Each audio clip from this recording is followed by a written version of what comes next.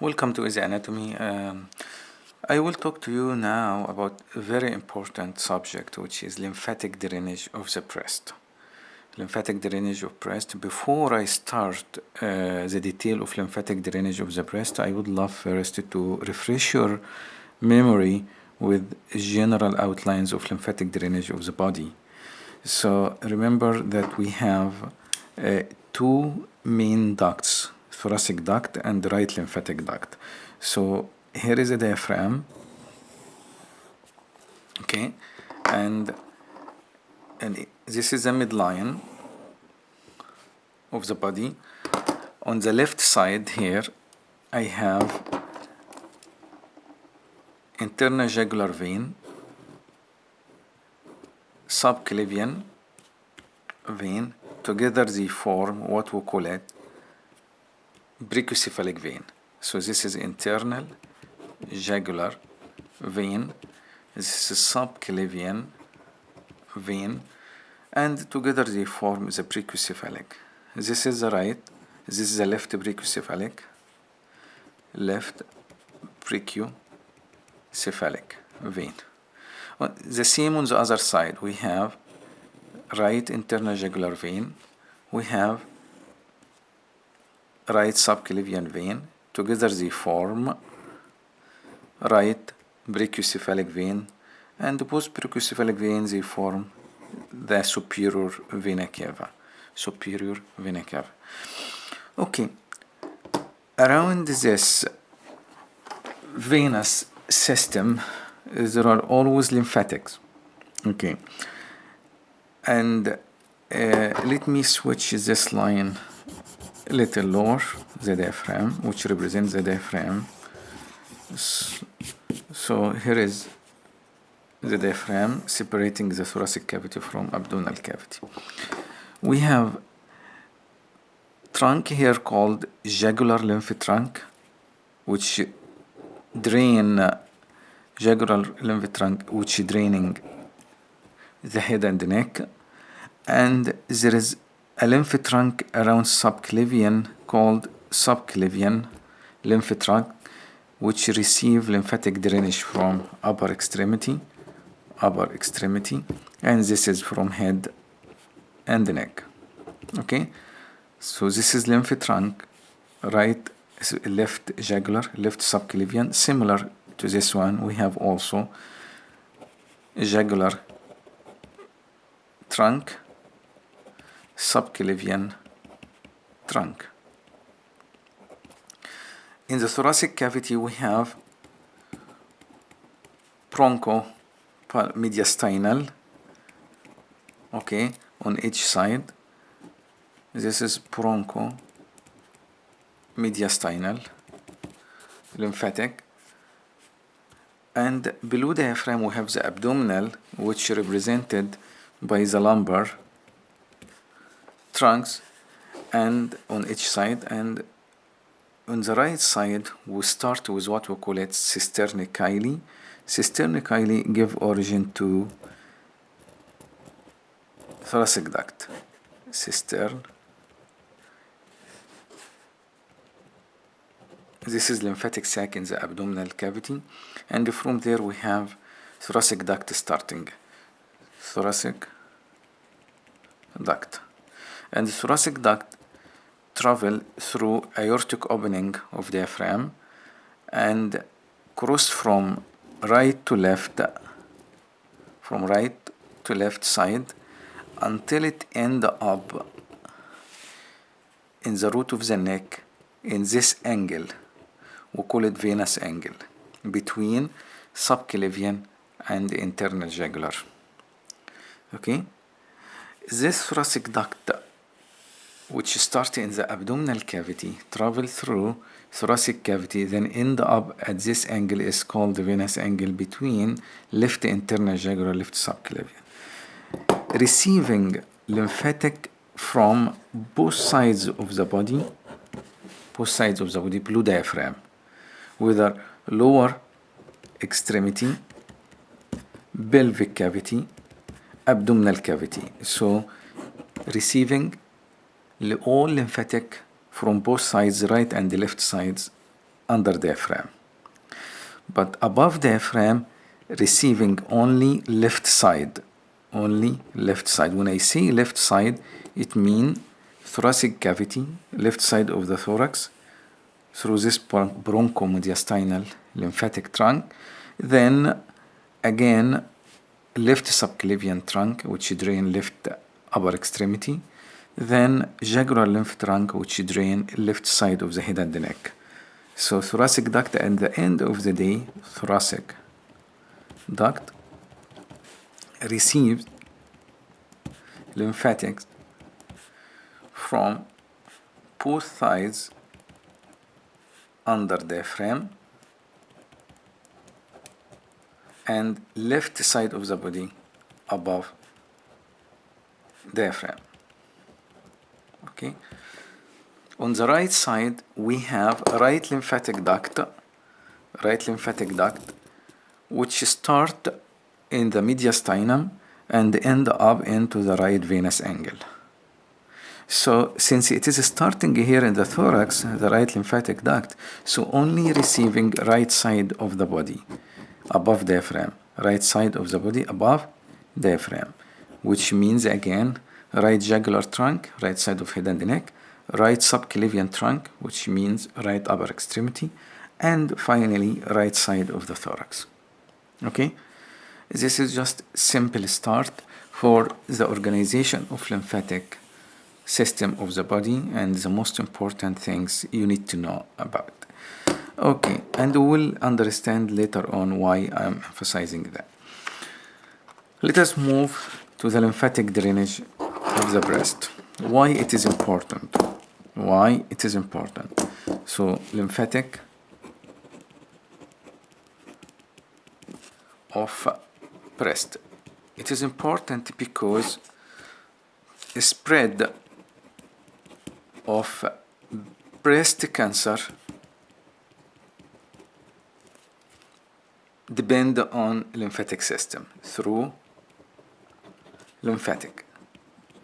So it is very important to understand the lymphatic system of the breast, and this will make us understand clearly how cancer, the breast cancer is spread. So I will start with simple drawing. Here is the clavicle.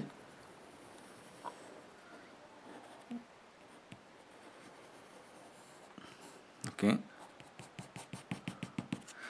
And of course you have sternum. And the scapula and the articulation.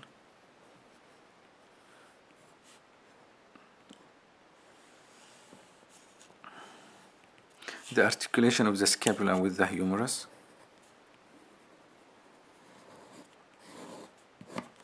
Okay.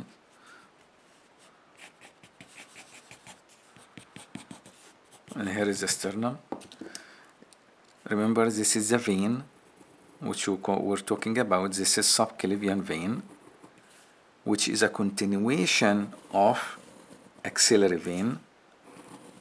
So axillary vein actually continue up as subclavian. So this is subclavian vein, and this is axillary vein. One of the tributary of axillary vein, which go posteriorly in the axilla along this border of the scapula, is called subscapular vein. Subscapular vein. Okay. This is subscapular vein.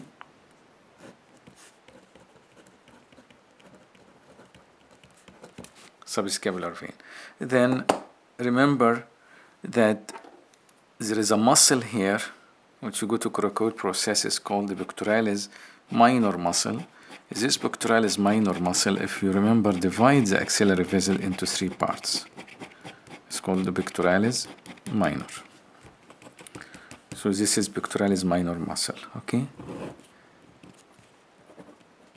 Pectoralis minor. It's good landmark to remember. And it's supposed to be covered by pectoralis major. Covered by pectoralis major. Okay, so here is the breast. If we want to cover everything here, We'll cover it with breast,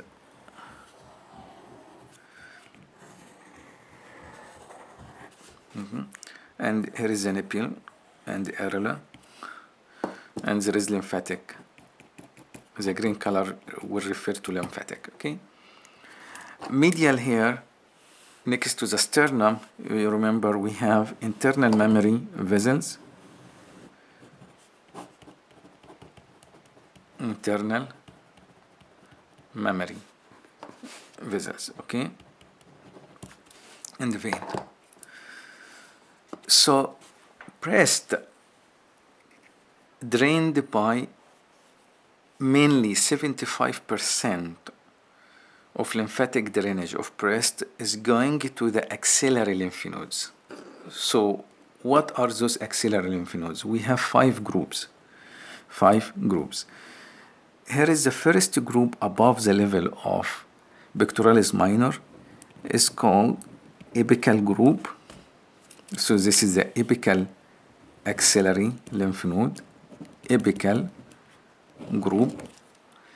The second one, which is the lower border of pectoralis minor, is the central group. So this is central.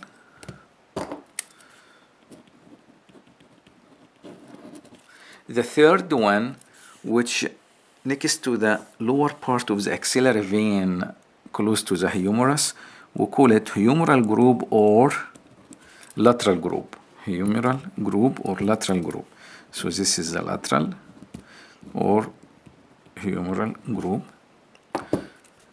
The fourth one, which located along this vein, the subscapular vein, in the posterior part of the axilla or posterior wall of the axilla, we call it posterior or subscapular group. Posterior or subscapular group. Posterior or subscapular group. Okay. So this is posterior group, lateral group, central group, apical group, and we're still missing one group which located in relation to at the anterior fold of the axilla in relation to pectoralis major is called anterior group. Anterior group. So this is the last group, which is the anterior group. So how many group now? The axillary lymph nodes. So axillary lymph nodes, just to summarize them, the axillary lymph nodes are five groups: apical, located above pectoralis minor and in relation to the upper part of the axillary vein. Second, central, related to the middle part of axillary vein at the lower border of the pectoralis minor. Third, lateral or humeral, which located along the lower part of axillary vein and close to the humerus. Number four, subscapular or posterior, located along subscapular vein. Then finally, anterior group, sometimes we call it pectoral group, in relation between pectoralis minor and the major. Okay? Pectoral group, anterior or pectoral group. Okay? So how lymphatic drainage occur here for the breast? The part in relation to the nipple and areola go to subareolar lymph nodes, subareolar lymphatic, in relation to the areola itself. Okay, then you will see that lateral part of the breast, is going to the axillary lymph nodes, Upper part mainly to the apical, then most of the lateral part to going to the central and humeral or lateral group and central, and the posterior part of the breast going mainly to the posterior group, Then you have medial part of the breast is going to a group of lymph nodes around the internal mammary vein. Is called again internal mammary lymphatic, okay, or medial group or parasternal lymph nodes. Parasternal lymph nodes. Parasternal lymph nodes. Okay, parasternal lymph nodes. We need to keep this in mind. The inframedial part usually is very dangerous also because it's going directly to abdominal lymph nodes through subdiaphragmatic lymphatic, can be drained down to the abdominal lymph nodes, and we need to keep this in mind that the inframedial can go to the abdominal lymphatic. Okay, so again, if I divide the breast into like two halves, you will see that medially is going to the parasternal lymph nodes, and also the lower part of the medial can go to the abdominal lymphatic, laterally mostly going to the axillary lymph nodes. So how breast cancer can spread to the other breast, to the contralateral side, how it can spread to the mediastinal or to the mediastinum, how it can spread to the abdomen, how it can spread to the head and neck. This organization can give you the answer. So the medial side of the breast, if there is cancer in this area, so mostly is going to the parasternal, and from here it can cross behind the sternum and go to the opposite side, because there is connection between the parasternal lymph nodes on each side. Okay, this is the sternum surrounded by parasternal lymph nodes on each side. You have right and left.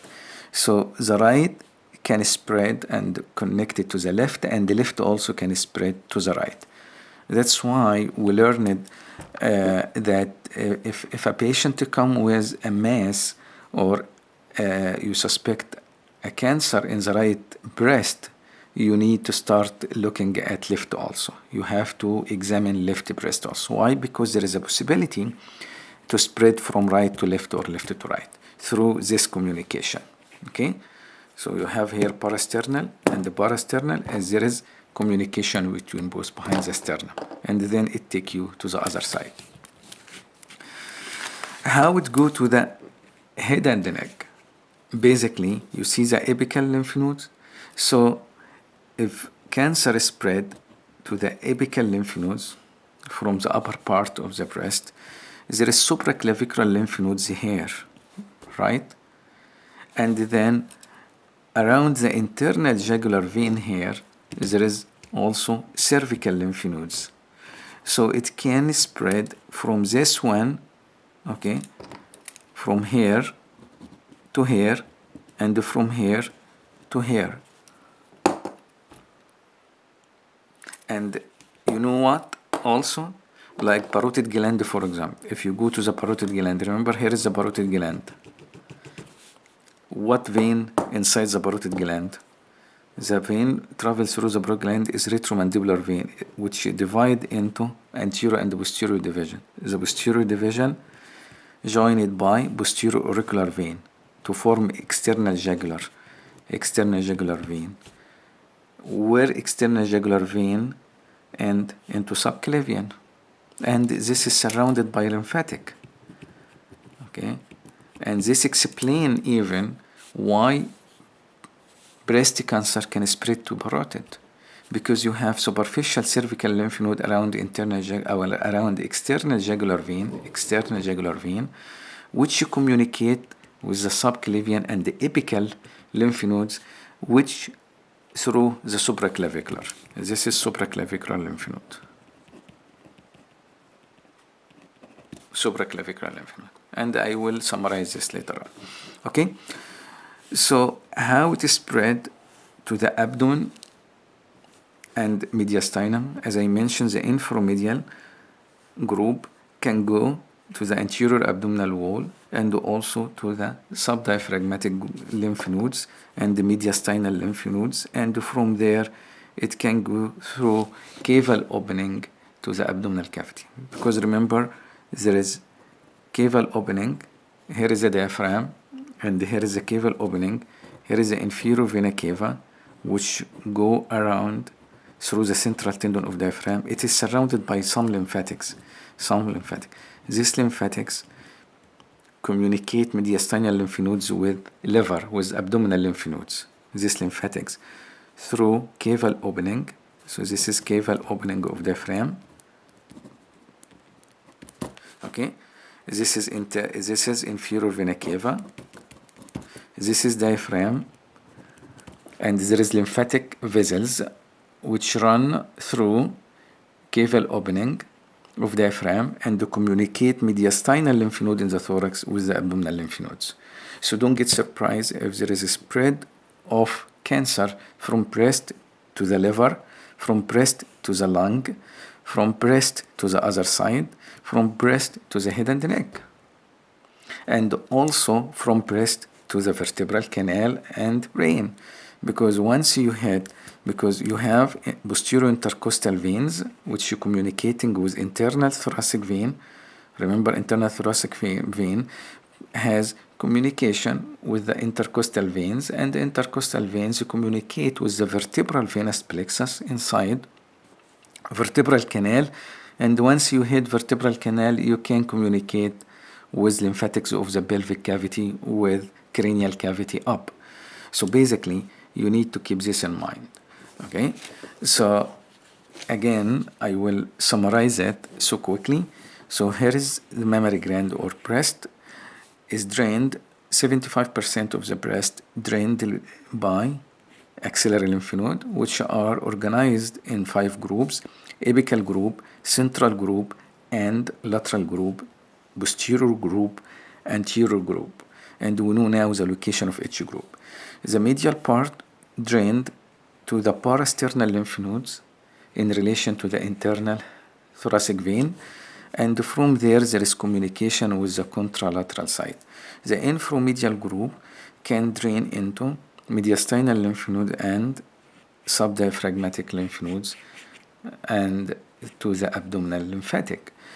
So spread of breast cancer can go to the cervical lymph nodes through the apical to the supraclavicular and deep cervical. Okay, it can spread to the other side through this path. It can spread to mediastinal and abdominal. It can spread to the axillary lymph nodes. Okay, so just like this is something interesting you need to remember.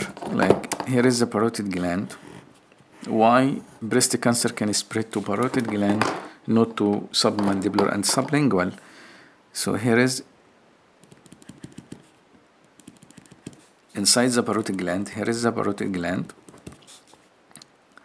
and this is retromandibular vein, divide into anterior division and posterior division. The posterior division is going to be joined by posterior auricular vein to form subcutaneous vein, which is called external jugular vein. This is posterior auricular vein, correct? And here is the clavicle. This vein is going to end into subclavian, which is a continuation of axillary, and here is the axillary vein. This is the clavicle. Okay, so what lymph nodes located here? Supraclavicular. What lymph nodes located here? Apical of axillary. So this is the apical axillary lymph nodes. This is supraclavicular lymph nodes. Okay, this is superficial cervical lymph nodes around the external jugular. Superficial cervical lymph nodes. The deep cervical around internal jugular, but the superficial cervical around external jugular. And then this is parotid lymph nodes. Parotid lymph nodes. You see how at the end of the day you have communication between breast lymphatic of the breast and the parotid. Okay, so basically it can go retrograde like this, spread through this pathway until it reaches to parotid. That's why parotid can be subjected to metastasis from breast more than submandibular and sublingual salivary glands. Okay, I hope that helped, and thank you very much.